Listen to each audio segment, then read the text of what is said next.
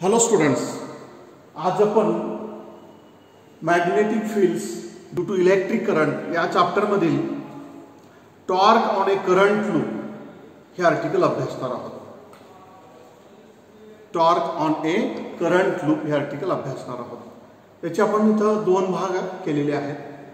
पहिल्या भागामध्ये आपण plane of the loop along the magnetic field हे सिच्युएशन असतानाचा अभ्यास करणार आहोत. आणि दुसऱ्या भागात plane of the loop not along the magnetic field असं असतानाचा अभ्यास करणार आहोत. म्हणजे इथं जे काही करंट लूप आहे ते डायग्रामात दिसत आहे पहा. ABCD हे करंट लूप आहे. ते रेक्टँग्युलर शेपचं आहे, रेक्टँग्युलर आकाराचं आहे. ते लूप आणि मॅग्नेटिक फील्ड एकमेकाला पॅरल असतानाचं पहिलं सिच्युएशन आहे. That is loop plane of the loop is along magnetic field. आणि दुसऱ्या सिच्युएशन मध्ये plane of the loop not along the magnetic field असं सिच्युएशन आहे. पहिलं सिच्युएशन पाहूया. हे नॉर्थ साऊथ मॅग्नेटिक पोल्स आहेत. त्याच्या सहाय्यानं स्ट्रॉंग मॅग्नेटिक फील्ड बी प्रोड्यूस केलेली आहे. याच्या मधल्या रिजन मध्ये ABCD ही एक रेक्टँग्युलर कॉईल आहे. सुरुवातीला या कॉईलचं प्रतल, कॉईलचं प्लेन आणि मॅग्नेटिक फील्ड एकमेकाला पॅरलल आहे. AB आणि CD ह्या बाजू आहेत. त्याची लांबी आपण थोडा वेळ L1 असं म्हणूयात. आणि BC आणि DA ह्या बाजू सारखे आहेत. त्याची लांबी, त्याची लेंथ L2 म्हणूयात. याच्यातून पास होणारा जो करंट आहे तो I एवढा आहे. D ह्या पॉइंट पासून तो C कडे जातोय, C कडून B कडे, B कडून A कडे आणि मग तो बाहेर पडतोय. अशा रीतीने करंट फ्लोची दिशा आहे. हा जो लूप आहे तो मॅग्नेटिक फील्ड मध्ये ठेवला, त्यातून करंट पास केला. आता काय होईल ते सिच्युएशन आपल्याला पाहायचं आहे. आपल्याला थोडा वेळ हे लूप म्हणजे 4 कंडक्टर आहेत असं अजून करायचं आहे. एक AB, दुसरा BC, तिसरा CD आणि चौथा DA. 4 करंट कॅरिंग कंडक्टर्स आहेत. त्यातले AB आणि CD हे मॅग्नेटिक फील्डला परपेंडिक्युलर आहेत, तर BC आणि AD मॅग्नेटिक फील्डला पॅरलल आहे. आता आपल्याला माहिती आहे पहा, current carrying conductor placed in the magnetic field experiences a force. आणि मग हे 4ही कंडक्टर मॅग्नेटिक फील्ड मध्ये आहेत, म्हणजे त्या मॅग्नेटिक फील्ड मधून मॅग्नेटिक फील्डमुळे त्याच्यावर फोर्स ऍक्ट होणार. पण DA आणि BC हे जे आहेत ते मॅग्नेटिक फील्डला पॅरलल आहेत. आपण हे पण अभ्यास केलाय. करंट कॅरिंग कंडक्टर मॅग्नेटिक फील्डला पॅरलल असेल, त्याची लेंथ पॅरलल असेल तर फोर्स 0 असतो. म्हणजे BC आणि DA वर ऍक्ट होणार फोर्स 0 आहे. तर उर्वरित दोन बाजू बघा, AB आणि CD याच्यावर ऍक्ट होणार फोर्स हा मॅक्झिमम असेल. फोर्स दिलाय. AB वर ऍक्ट होणार फोर्स थोडा आपण B1 म्हणूया. B1 बरोबर फोर्सचा फॉर्म्युला आहे I-L1B. I म्हणजे यातून पास होणार करंट, L1 म्हणजे AB ही लांबी, त्याची लेंथ, B म्हणजे मॅग्नेटिक फील्डची स्ट्रेंथ. ह्याच्या सहाय्याने फक्त मॅग्निट्यूड मिळेल. आपल्याला त्याची डिरेक्शन ठरवायचं आहे. त्यासाठी फ्लेमिंग्स लेफ्ट हँड रूल वापरायचा. आपण FBI असं लक्षात ठेवलंय. त्यानुसार म्हणजे डाव्या हाताचा अंगठा म्हणजे फोर्स, डाव्या हाताचा तर्जनी म्हणजे मॅग्नेटिक इंडक्शन, मधलं बोट म्हणजे करंट.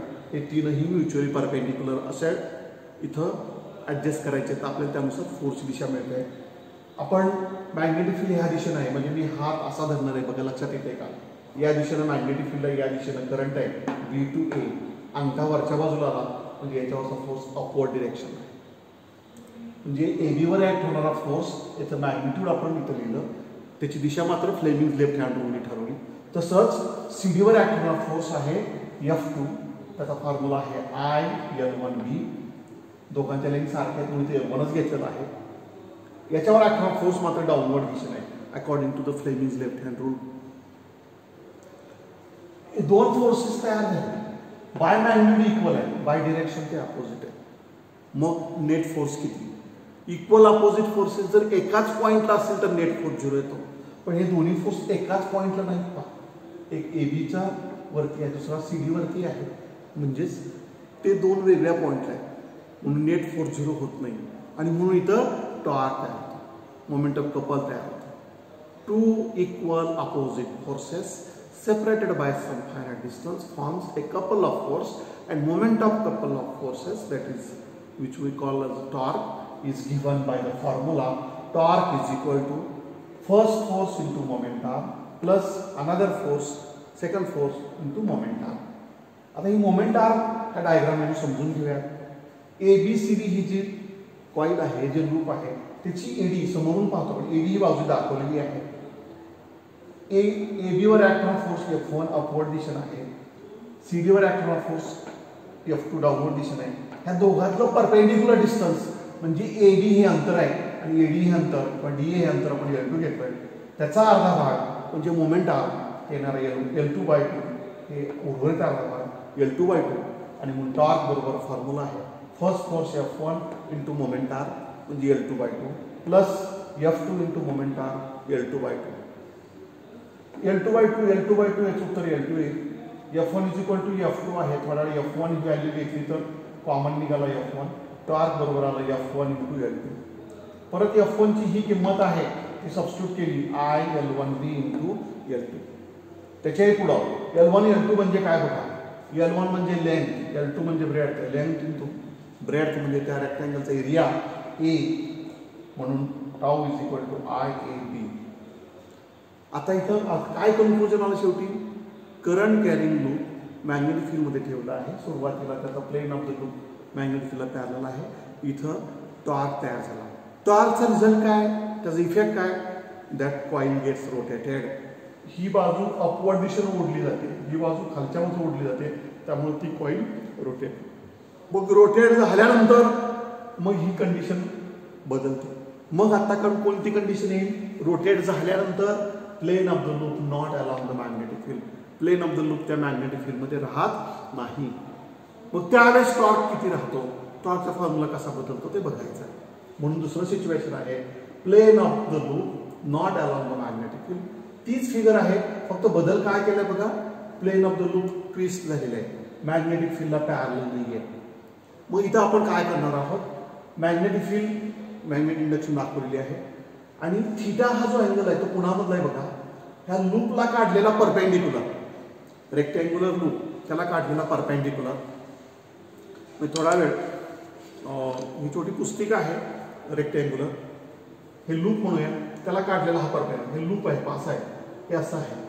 लूपला काढलेला हा परपेंडिक्युलर दिसतोय का. हे लूप आहे, त्याला काढलेला हा परपेंडिक्युलर.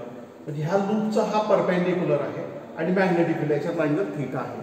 इथून पुढे हे लक्षात ठेवायचं. Theta is the angle between magnetic field and perpendicular to the rectangular loop. आता या सिच्युएशन मध्ये टॉर्कचा फॉर्म्युला तोच आहे, one force into moment arm plus another force into moment arm. पण मोमेंट आर्म बदलते, कसं ते आपल्याला बघायचं आहे. आता ए हा पॉईंट या ठिकाणी तो रोटेट झाल्यामुळे इथं गेला. डी हा पॉईंट इथं होता, तो रोटेट झाल्यामुळे इथं आला. आता यांच्यातलं हे अंतर आहे ते फिक्स आहे, ते L2 एवढं आहेच. पण यांच्यातलं आता परपेंडिक्युलर डिस्टन्स एवढं आलं पाहता. हे अंतर बदललं म्हणजे आता आपल्याला हे अंतर आहे ते L2/2 एवढं राहत नाही, ते बदलतं. कसं ते बघा. हे मॅग्नेटिक फील्ड आहे, हा लूपचा परपेंडिक्युलर आहे, हा अँगल थीटा आपण आत्ताच डिफाईन केला. मग हा अँगल असतो 90 minus theta by the geometry, कारण हा टोटल 90 आहे, त्यातनं हा थीटा गेला, हरायला 90 मायनस थीटा. हा 90 मायनस थीटा असेल तर ह्याला हा अपोजिट आहे, हा पण 90 मायनस थीटा असेल. हा 90 मायनस थीटा असेल तर हा थीटा आहे by the geometry of the figure. कारण ह्या ट्रायंगलमध्ये पाहिला आपण, या ट्रायंगलमधल्या तिन्ही कोणाच्या मापाची बेरीज ही 180 असते. ती 180 येण्यासाठी हा 90 मायनस थीटा असेल, हा 90 असेल तर हा थीटा असतो बाय द जॉमेट्री. हा थीटा आहे. हा थीटा असेल तर त्याचा साइन थीटा काढला तर समोरची बाजू भागेल हायपोटेनस, त्यावरून ही जी बाजू आहे ती येते L2/2 इंटू साइन थीटा. फिगरची जॉमेट्री लक्षात घ्यायची का. म्हणजे आता ही बाजू आहे ती मोमेंट आर्म आहे. पहिल्या सिच्युएशनमध्ये मोमेंट आर्म L2/2 होतं, आता ती आहे L2/2 इंटू साइन थीटा. असा बदल झाला. पण यातला थीटा म्हणजे काय, परत एकदा सांगतोय, मॅग्नेटिक फील्डची दिशा आणि हा जो लूप आहे त्याला काढलेला हा परपेंडिक्युलर, त्याच्यातला अँगल. मग फॉर्म्युला तोच परत. Torque is equal to F1 into moment arm L2/2 sine theta plus F2 into L2/2 sine theta. Moment आर्मची इथं व्हॅल्यू बदलली, त्याच्यानुसार काय बदलेल बघा. F1 is equal to F2 आहे, कॉमन F1 काढलं. L2/2 हेच उत्तर L2 आलं. साइन थिटा कॉमन निघाला, F1 L2 साइन थिटा आला. आता परत F1 ची व्हॅल्यू ठेवूया. I L1B F1 ची व्हॅल्यू आहे ती ठेवली इंटू L2 साइन थिटा. हा फॉर्म्युला आता पुढे आणखी कसा बदलतो आपण सिम्प्लिफाईड स्वरूपात बघूया.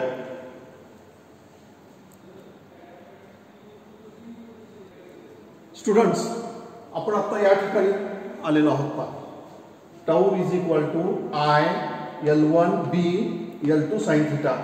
L1 L2 म्हणजे एरिया, आपण मगाशी पाहिलेलं आहे. L1 L2 म्हणजे एरिया. त्यानुसार tau is equal to IAB sine थिटाचा फॉर्म्युला आला.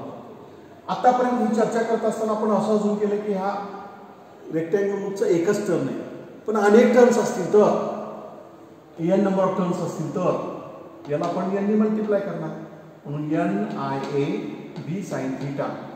पण याच्यातला NIA हा जो पार्ट आहे, NIA पार्ट मी इथं लिहिलेला आहे, तो म्हणजे मॅग्नेटिक मोमेंट असतो m, आणि म्हणून याच्याऐवजी पुढे लिहिली MB साइन थिटा.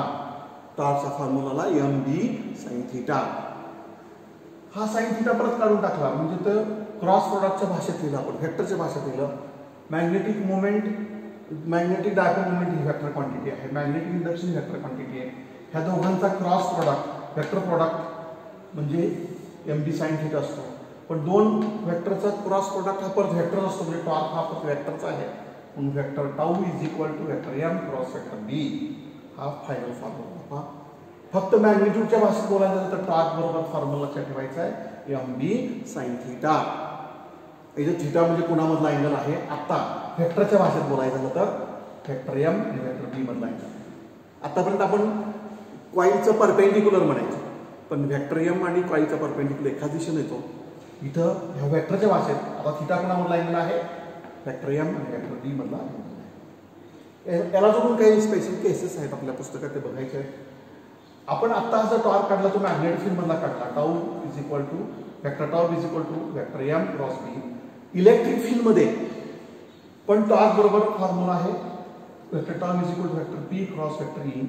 इथं डायपोल मॅग्नेटिक डायपोल मोमेंट म्हणजे M आहे, इलेक्ट्रिक डायपोल म्हणजे P आहे. इथं मॅग्नेटिक फील्ड आहे, इथे इलेक्ट्रिक फील्ड आहे. म्हणजे दोन्ही फॉर्म्युले तुलना केलं तर ते अनालॉगस आहे. Cross product of dipole moment and field strength, cross product of dipole moment and field strength. पहिला पॉइंट आहे the formula for the torque in the electric field and magnetic field are analogous to each other. त्यानंतर दुसरं situation आहे, समजा theta 0 असेल, ह्या दोन vector मधला अँगल 0 असेल, थिटा 0 असेल, साहजिकच साइन थिटा 0 येईल, टॉर्क 0 येईल. पुन्हा अँगल 0 मग वेक्टर M आणि वेक्टर B मधला अँगल टॉर्क 0 आला. आणि वेक्टर M आणि वेक्टर B मधला अँगल 90 डिग्री आहे, साइन ऑफ थिटा 1 येईल, torque is equal to MB येईल. त्याची मॅक्झिमम व्हॅल्यू असेल त्यावेळेस या टॉर्कची मॅक्झिमम म्हणजे टॉर्कची मिनिमम व्हॅल्यू 0 आहे, तर टॉर्कची मॅक्झिमम व्हॅल्यू ही MB आहे. इथं परत थिटा हा कोणामधला अँगल आला, वेक्टर M आणि वेक्टर B या दोन वेक्टरचा क्रॉस प्रोडक्ट आहे, वेक्टर प्रोडक्ट आहे, त्याच्याचा अँगल हा थिटा आहे. स्टुडंट्स, हे जे आर्टिकल आहे याच्यातला जॉमेट्रिकल पार्ट महत्त्वाचा आहे, तो लक्षात आला. मोमेंट आर्म कशी बदलते एवढा एकच सिंपल पॉईंट आहे, तो लक्षात आला की फारसा अवघड काही नाही आहे. Torque is equal to 1 force into moment arm plus another force into moment arm. याच्यानुसार आपण फॉर्म्युले प्रोसीड केलेत आणि त्याचे वेगवेगळे पैलू अभ्यास केलेत. आपल्याला इथं लक्षात ठेवायचा तो महत्त्वाचा फॉर्म्युला आहे by magnitude torque is equal to MB sine theta. या ठिकाणी आता आपण काय करणार, हा थिटा कोणामधला अँगल आहे, वेक्टर M आणि वेक्टर B याच्यातला अँगल. ठीक आहे स्टुडंट, अशा रीतीने आपण आजच्या तासाला torque on a current loop अभ्यासलेला आहे. आता इथंच थांबूया.